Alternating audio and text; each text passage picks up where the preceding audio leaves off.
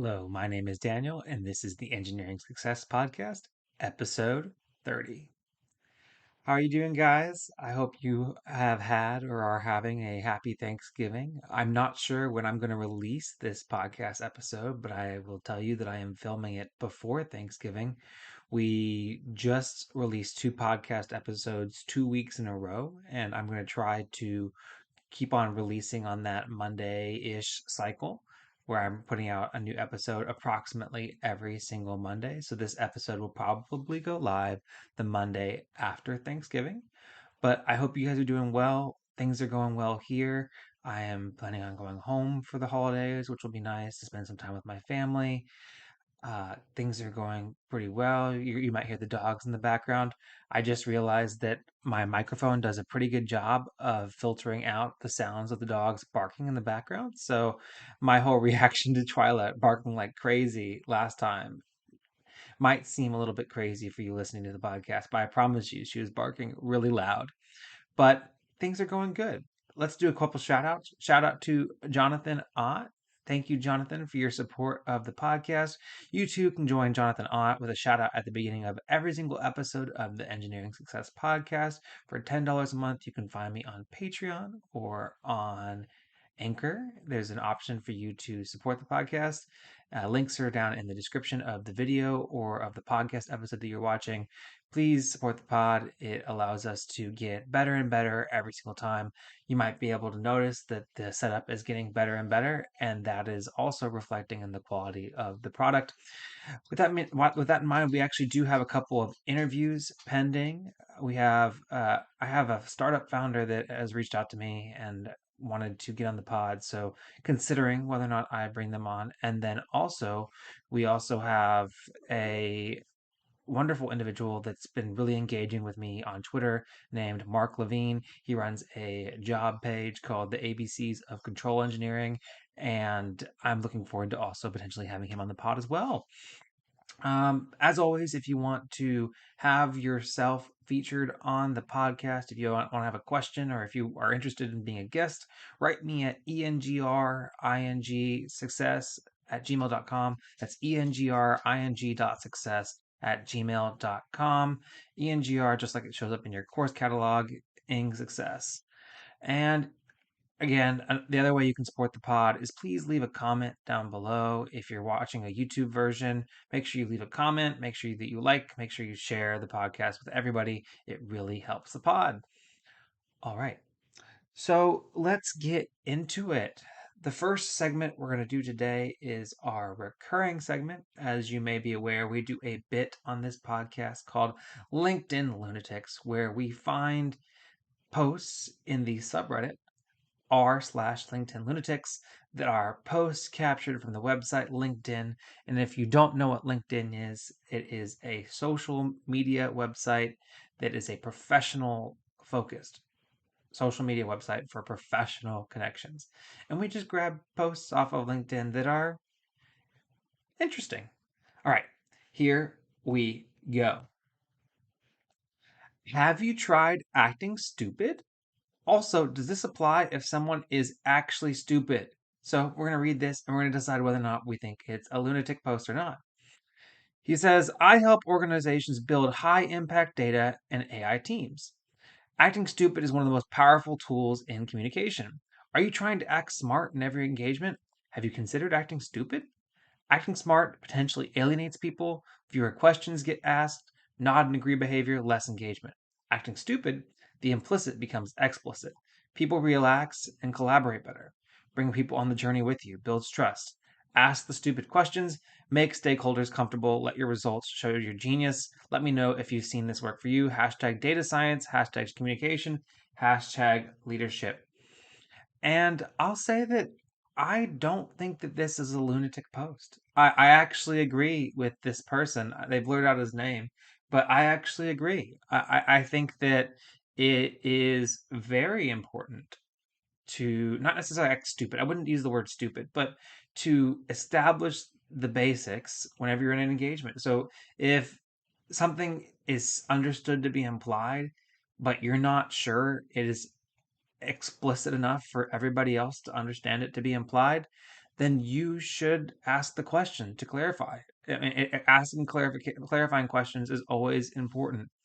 And yeah, whenever you dumb things down and you simplify things and you get to the simple answer to the problem and you simplify things to, well, what is the actual issue? It kind of eliminates all the noise in a conversation and allows people to really see what's most important and make their decision under what's most important. So I agree. I wouldn't say ask the stupid questions, but the way I approach it is say, hey, I'm understanding it this. Is this what you're trying to say? And that kind of stuff. And then whenever you really focus down and help the conversation going, help guide the conversation by really trying to simplify the conversation and reiterate things and make anything that seems implied be explicit, I think it actually streamlines the conversation. Also, along with that, if you're listening to something and it just doesn't make sense why people are lasering in on that, for example, we're talking about this one thing, but you thought that the conversation was about another thing, asking that simple question and saying, "Hey, I thought the whole focus was of this was this. Why are we talking about this?" That actually can really help either recenter the group or you'll people like you will get the context that they need to be able to effectively participate in the conversation. So, if I were to rate this post on a scale of 1 to 10, with 10 being the most LinkedIn lunatic and 0 being not at all, I'd give it a 1. I think that it's a very good idea. And this guy, he works in consulting, so he probably also works with a lot of stakeholders and customers that are outside of his own organization. So there's going to be a lot of context that he might not be seeing whenever he goes into those conversations. So asking those simple questions contextualize the conversation. It helps enhance a conversation, and I think you'll get better results from your meetings if you ask those types of questions. Now, it takes skill to do that, right? You don't just railroad a meeting with a bunch of simple questions, right? It takes skill, and it's a skill that is practiced, and that's why people that are in executive leadership roles are generally in those roles because they're really good at asking those types of questions. So, yeah, I'd say this is not a lunatic post. So, shout out to this guy. Don't know his name, but very, very good advice. And you know what? It was structured like a lunatic post. You have the different paragraphs and you have all the lines and it goes all the way down and you get the hashtags. Yeah, it's not lunatic, but LinkedIn influencery. But I actually found it helpful. So shout out to this guy. Really appreciate it. All right, on to the next one. Let's see if this one is a LinkedIn lunatic. Here we go. This one's captioned, "Wife bad, ha ha ha." Agree? All right, not going well. Also, his title is LinkedIn Influencer. All right, my favorite kind of people on LinkedIn. All right, here we go. Both husband and wife were working in the same field. Wife was a pilot and husband control tower instructor. Pilot wife. Hello, control tower. This is flight 358. There is some problem here. Husband from control tower. Your voice is not coming well. Can you tell your problem again? Wife. Nothing. Let it go. When do you hear my voice? Husband. Please tell your problem. Wife. Let it be now. Husband. Please explain. Wife. Nothing. I'm fine. You leave it. Husband. Hey, tell me what's the problem. Wife. What do you mean what with my problem? Husband. Stupid woman. There are 200 passengers in this flight. Tell me the problem. Wife. You never cared about me. Still care about 200 passengers. Just don't want to talk.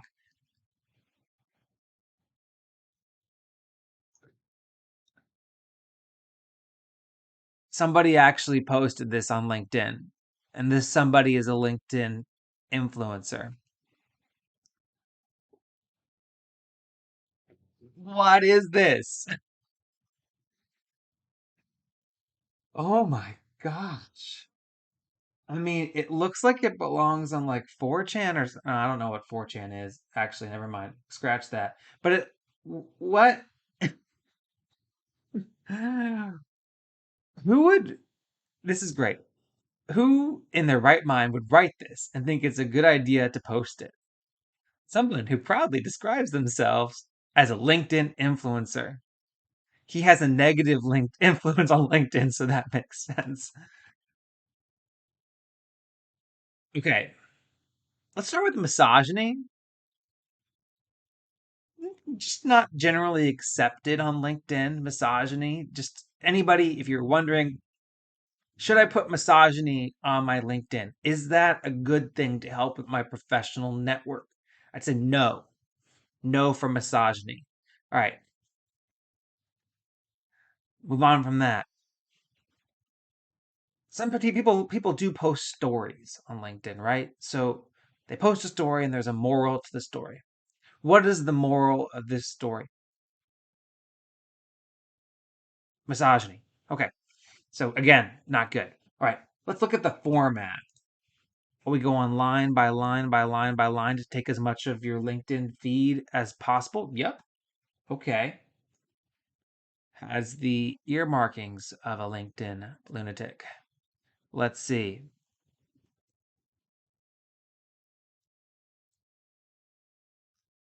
No.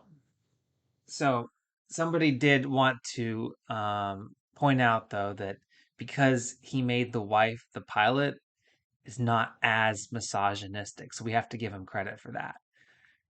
Dude, what is this? For those of you that are watching the video version, I hope that you enjoy reading this on your own screen. But I narrated exactly what this man posted on his LinkedIn. This is insanity. This is ridiculous. This is the exact kind of stuff that should get you banned from LinkedIn. I mean, like, first of all, it's misogynistic, it's sexist. So it's bad. Don't like that. Second of all, it's not related to careers at all. So why the heck is it on LinkedIn? And then you put on top of it that this person's full purpose of being on LinkedIn is to be a LinkedIn influencer that does digital, organic, I assume marketing is the back end of that. It's just nonsense. It doesn't even show how many people engaged with it, but like there's not even a joke. There's not even a joke in this post. It's not even first of all, it wouldn't have been funny in the first place, but there's not even a joke. So, all right. Anyways, that's nonsense, and that is LinkedIn lunatic. I think it goes without saying. We're going to give Homeboy a 10 out of 10. 100%. That is a LinkedIn lunatic. All right, well, that was this week in LinkedIn Lunatics. We are going to take a quick break. We are going to cut out for an ad break, and then we will be right back. And we're back. All right, let's go into the career questions. This person says, should I leave my new job after 1 week? Oh, let's see the question. Hi, everyone. I hope you're doing well. I'm currently in the position of planning to leave my new job that I just accepted recently for a couple reasons. Hope you can give me some advice if possible. I recently joined a public real estate company as an accountant, and over the past couple of days, there are things that make me really uncomfortable and feel like I regretted joining this company. First of all, work from home. When I first interviewed with them, both directors and managers told me that they are offering hybrid mode so I can have like 3 days of work from home. However, they told me on my first day that I could not work from home until I passed my probation, which they never let me know existed. And it's still up to my manager approval after the probationary period. The reason why I chose this company is because their work from home thing at the beginning. Turned out I have to commute like 90 minutes to get to work and 90 minutes to get home every day now. Changing my manager without letting me know. The manager whom I had the interview with is a young, laid back guy, and we had a good conversation about what we were expecting from our works. However, they switched me to a different team without a single email to let me know until my first day at work. I felt a little betrayed and disappointed, to be honest. 3. Managing style for my new manager. The company office hours is between 8 to 5. However, my new manager said I have to come in between 8:30 and 5:30 because this is her office hours and she can't come that early because she has to prepare breakfast and take her kids to school, so she needs me to follow her office hours during this training period. I told her I can't. I have to leave at 5 to go pick up my girlfriend at 6:30, but she insisted I have to follow her schedule. I was like, if she couldn't be flexible with me for this simple thing, how can I deal with her busy season like month end or budget season? Overall, should I leave the job, guys? Thanks. All right. And they submitted an update. Thanks all for your comments and supports. I already submitted my resignation. To my surprise, my manager didn't bother even to make a call for me to ask why. She acts like I'm a nobody and continues to ask me to prepare reports for her. I was speechless with this kind of people. Lucky for me, my time with her will end after today. That is something else. Um, so are you crazy for leaving your job after 1 week? I'd say no. That is a ridiculous job. Let's start with this first one. Bait and switch on the work from home. That's a bad sign about the culture of the company. And you were told certain work arrangements would be the thing, and it's not the thing. And if they had a probationary period or a trial period, they should have mentioned that in the interview. Second of all, changing your manager without letting you go, no, that's a major red flag.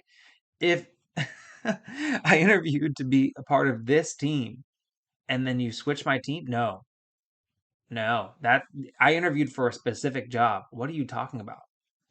And three, managing style. Yeah, this one is a little bit. This one's a little bit like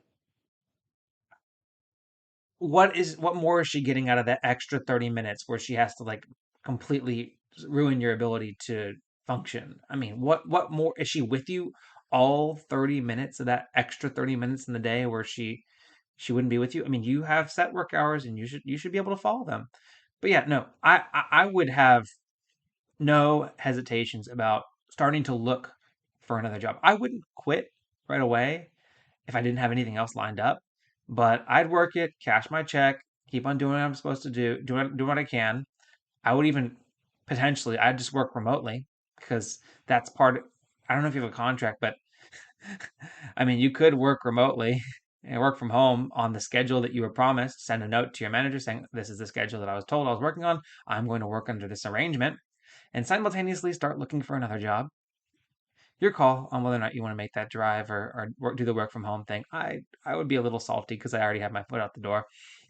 So I might consider doing that. But go ahead. I would go ahead and start looking for another job. And once you get another job, just leave this one off your resume, chalk it up for what the heck, move on with your career, and pretend like on your resume, like this never happened, and move on. This is ridiculous. Very bad work environment, seems like. So run for the hills. I'm glad that you already have run for the hills, but anybody else, if this happens to you, it's people say, "Well, I want to stick it out. I don't want to have a short thing on my resume." Well, guess what? If you can get it in and out fast enough, it doesn't need to go on your resume. And if somebody asks you, any good, reasonable employer that you'd want to work for would listen to this story and say, "Oh my gosh, so glad that you left them, and I'm so glad that you're looking at working in a better environment. Here's how we're better. Let's set clear expectations." And then maybe a little bit of life lessons learned for you as well. Get that kind of stuff in writing. So if they say that you have work from home, get it in writing. Get it as part of your offer letter. Get the manager. I mean, I've never heard of a bait and switch with a manager, but maybe you got to get the name of your manager and the department, maybe the department and the role that you're working in, written out as part of your offer letter. And maybe if you get the offer letter, maybe reply back, which I'm accepting on these terms. This is the conditions. This is my understanding of the conditions of employment. I don't know how much that holds weight for you in any kind of legal thing, but definitely for your personal benefit. And if you're interviewing for a new job, I'm like, okay, so what happened here? You're like, here you go. This is what happened. um, but yeah, this is crazy. But yeah, I would not hesitate to want to leave that environment. So good for you.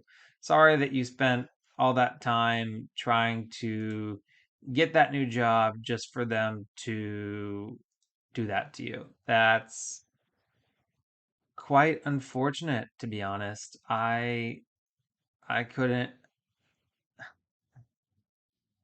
I couldn't imagine going into that environment. All right.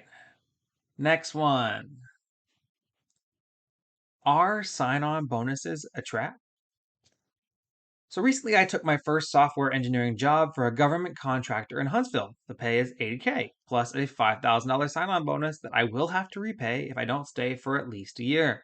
I plan on setting the money aside until the year is done. Smart, especially if you were in the last person situation where they quit, they had to leave their job within a week. But all right, I plan on setting the money aside until the year is done, but my mom is convinced that this is a trap and is trying to talk me into backing out of the offer before I turn in my notice this Wednesday. Her reasoning is that the bonus is used to lure me in because nobody else wants to take the job. Is there any truth to this? And they go on to so let's respond to this first. I would say no. Sign-on bonuses are not a trap. Sign-on bonuses are a retention incentive. I wouldn't say that's a trap because you know what it is from the beginning. And as a reasonable human being that's interviewing at a company, you should also pick up on whether or not you should be asking the questions. I mean, obviously, this other person in this previous question was kind of blindsided, but you should be asking the questions about what your work environment is going to be and what your compensation and what your work life arrangement is going to be and your bonuses and that kind of stuff. So I would say that this is just an evaluation metric for you to consider their offer. It is a 1 year sign-on bonus that is repayable back to them if you leave within a year. That is what it is. So, yeah, I wouldn't say that nobody else wants to take the job. A lot of companies have sign-on bonuses like this. So let's read down into the comments because I read down into the comments previously and there was a little bit more context.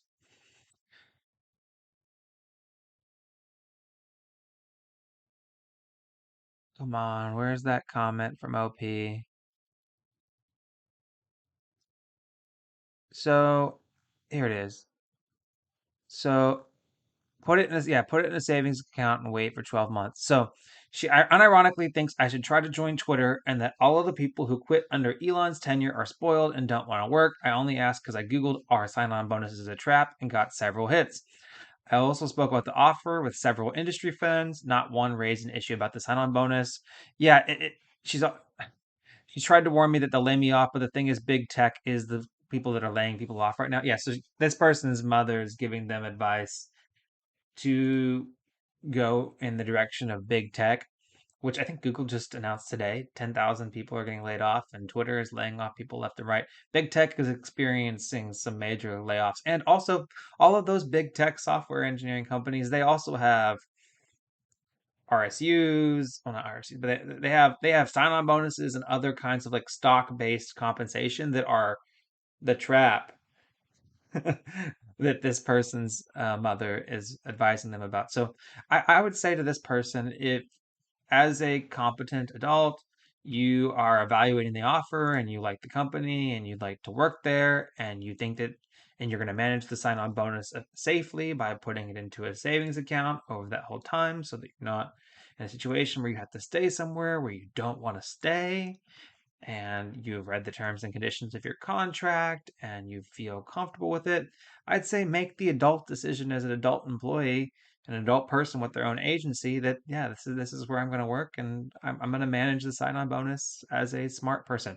I also recommend maybe de-involving your mother a little bit in the decision-making process. You know, we all have confidants in our life. I talk to my dad about a lot of things. I talk to my mom about a lot of things. Talk to them at least weekly, and I confide to them about some things. But in the end, it sounds like your mother's a little bit misinformed, and maybe you shouldn't use her misinformed opinion to help you make this particular decision. But I wish you the best of luck. It sounds like you're going to take the offer, so you should. You've talked to other people in the industry; they think it's a good bit of advice, so you should go with it. You should. They think it's a good opportunity, so you should go with it. So, all right. Next question. This one's interesting. This one is two staff are being laid off. Should I offer to be one of them? Huh.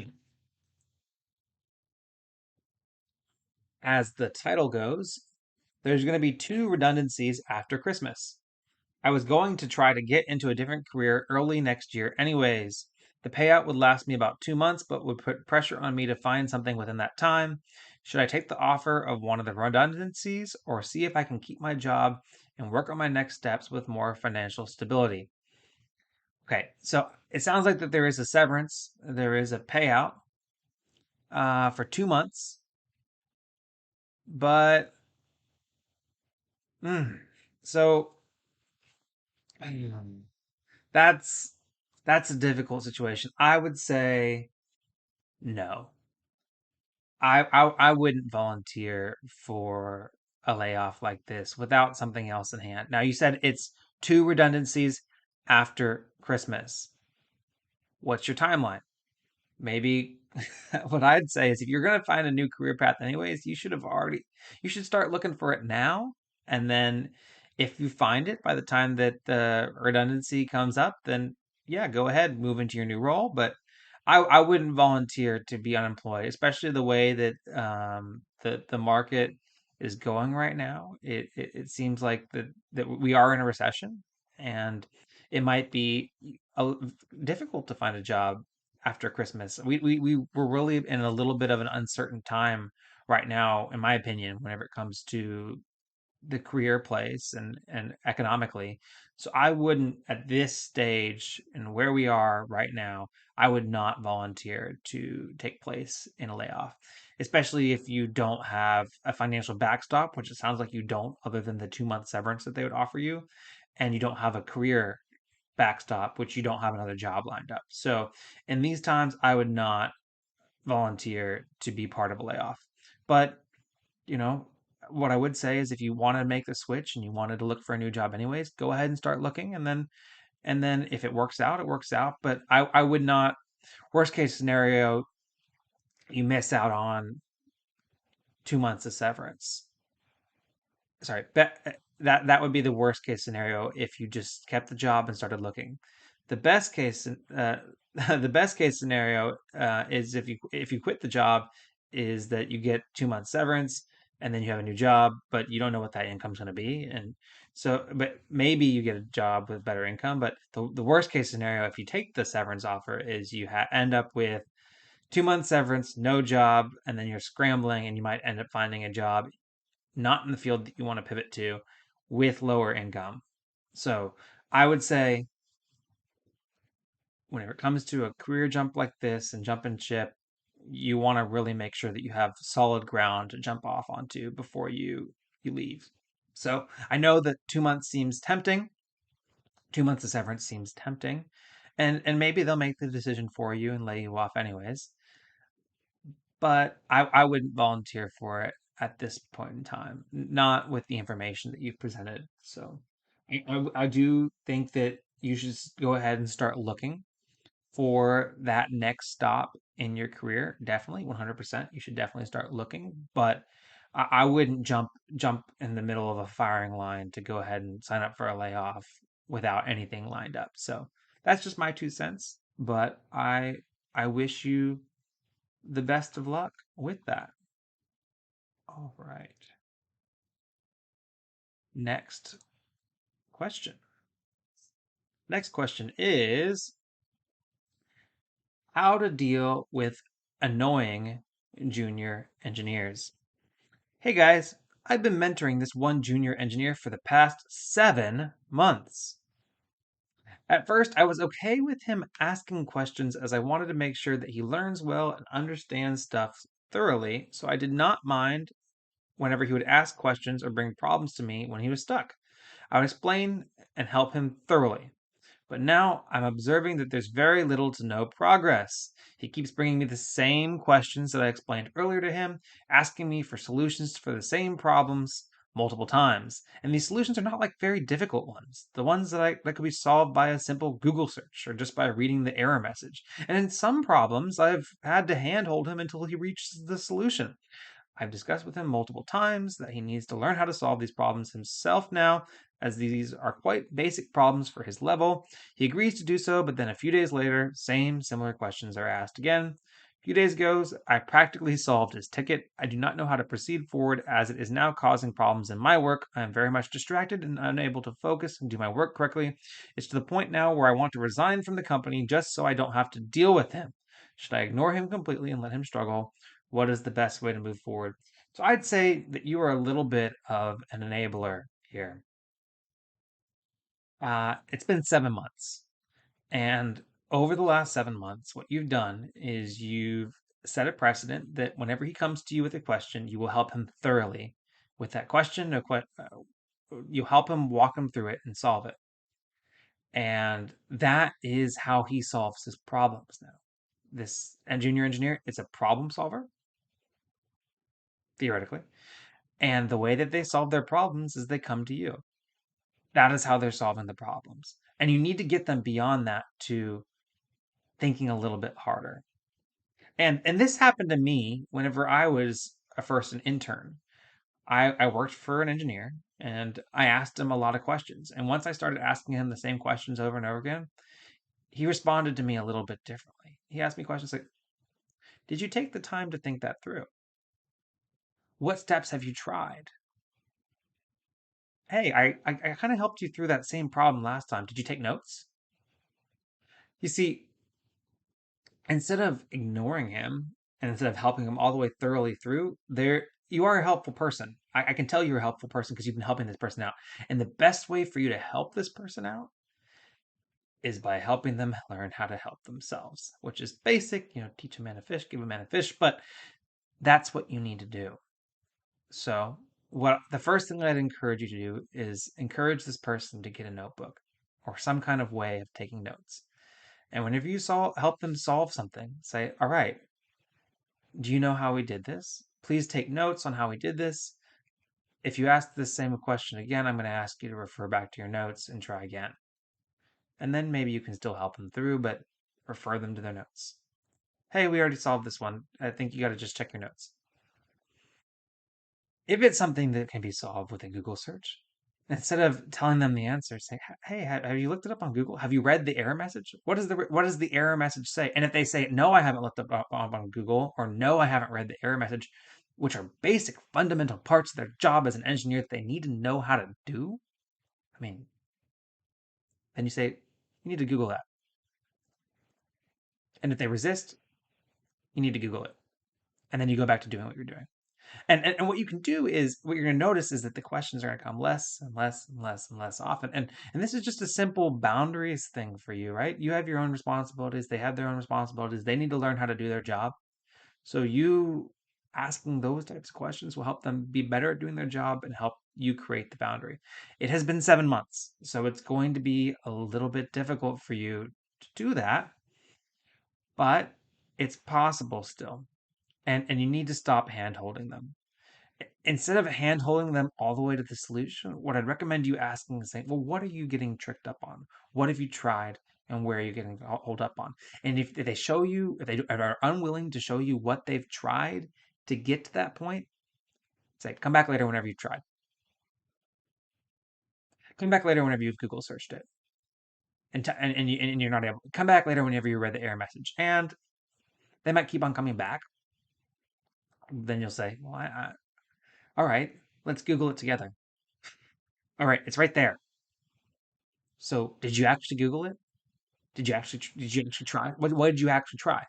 And if they can't explain to you what they've tried and where they're getting stuck, then they don't get help from you. Otherwise, they need to be going on a performance improvement plan. 7 months. You have enabled this person for 7 months. Unfortunately, you have enabled this person for 7 months.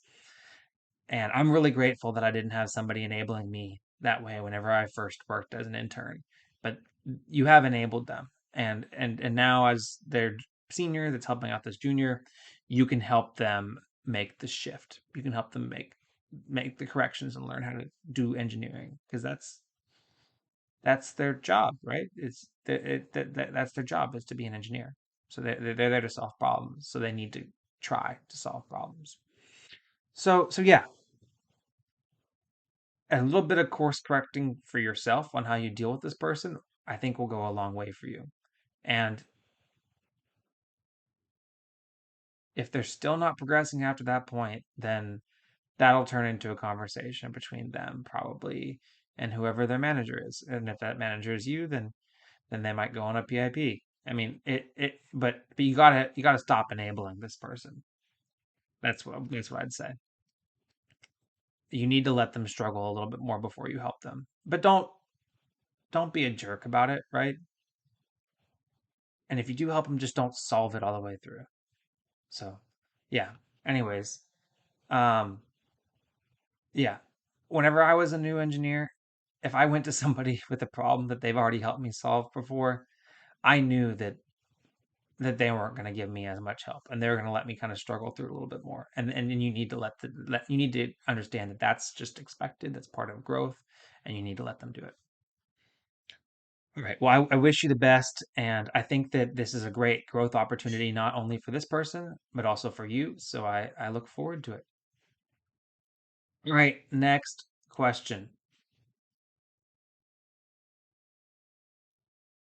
Should I take a $78,000 job offer with student loan forgiveness or $128,000 job offer without student loan forgiveness? Should I take a job that offered me 120K without student loan forgiveness benefit or the job that offered me 78K with loan forgiveness benefit after 4 years? I have $105,000 in student loans. Both jobs have the same benefits such as medical and dental coverage. This one's pretty easy for me. I would take the job with the higher compensation and then pay out your student loans with the difference. In fact, you can also probably pay it off more aggressively than with the difference. So yeah, I would take the job with the higher compensation because the loan forgiveness benefits after 4 years is not a trap. Again, not a trap. If we're leaning back on the previous question with a with a bonus in play, but 4 years is a long time. I've been in my company and I've been gotten promotions and raises and stuff like that multiple times in the first 4 years of working. My job description and my responsibilities and my roles have changed completely in the first 4 years of working for my company. And so many different things going to happen in 4 years. So I would say take the job with the higher if other all things are equal, take the job with the higher compensation. In fact, if you take 120, I know that taxes are involved, so this is just simple math. But if you take 120 and you subtract 78, you get 42. You multiply that times 4, you get 168. Last time I checked, 168 is more than 105. So yeah, take the higher compensation job offer and then be disciplined in paying off your student loans. Don't let your lifestyle creep and grow beyond what your means are, because your means are somebody that has $105,000 in student loan debt. So live below your means. And honestly, you could probably pay that off in 2 years. Give yourself a little bit of break, pay it off in 3 years. So no, I would not take the job that pays less but has the student loan forgiveness. I don't even know what all the other stipulations are for you to even qualify. And some places, yeah, you work there for 4 years, but they won't pay it off until the fifth. Take the higher compensation job. It's more money, anyways. I mean, if you do the math, it's more money. So take the higher paying job, and I think you'll be happy. So best of luck to you. And yeah, so that was the Engineering Success Podcast. We're kind of reeling in, right? We're refining every single episode, getting a little bit better each time. We have the OBS set up, we have simplified posting everything everywhere, and we're also refining our time.